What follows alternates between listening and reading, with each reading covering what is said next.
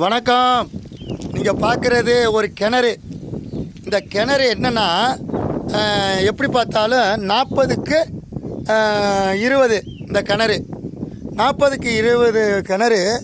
அந்த காலத்திலேயே இந்த வயலை வச்சுருந்தவங்க இந்த கிணறை நோண்டியிருக்காங்க. அப்போ உள்ள வருமானம் இல்லாத காலத்திலேயே இருந்தாலும் இந்த கிணறு தான் இந்த ஊருக்கு பல பேருக்கு தண்ணி கொடுத்துருக்கு. இதுதான் பழைய காலத்து கிணறுன்னு சொல்லுவாங்க. இது ராஜா காலத்தில் உள்ள கிணறு. ஆனால் கல்லால் கட்டப்பட்டது. இங்கே இருக்க விவசாயத்தை இடத்த பாருங்கள்.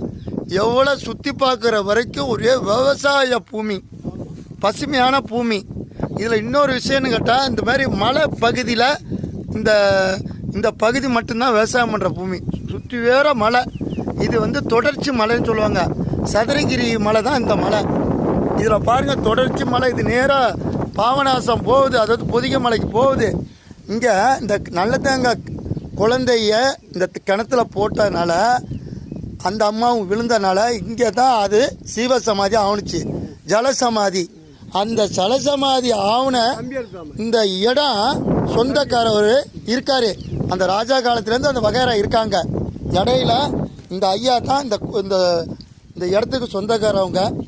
இந்த இடத்துக்கு மட்டுமே கிடையாது, இந்த கிணத்துக்கே சொந்தக்காரவர்.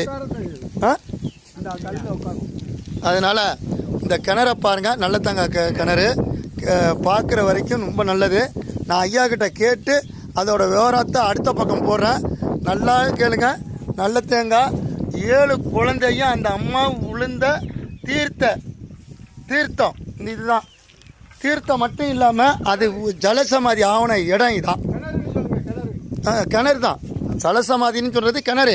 இந்த நீரில் உளுந்து செத்து ஊர் மக்கள் தூக்கிட்டு வந்த கிணறு தான் இந்த இடம். இன்னும் காலங்கள் மாறாமல், இன்னும் ஐதீகம் மாறாமல் இந்த கிணறு இருந்து கொண்டே இருக்குது. நல்ல தேங்காய் கதையில் இந்த கிணறு தான் ஒரு எடுத்துக்காட்டு. ஆரம்பம்னா என்ன அர்த்தம்னா, அது காலியாக மாறின ஒரு கிணறு தான் இந்த கிணறு. நல்லது. இந்த வீடியோ பார்க்குறவங்க கட்டாயமாக எல்லாருக்கும் தெரியப்படுத்துங்க. உண்மையாக தான் சொல்கிறோம். இங்கே பொய் கிடையாது. என்ன நல்லது.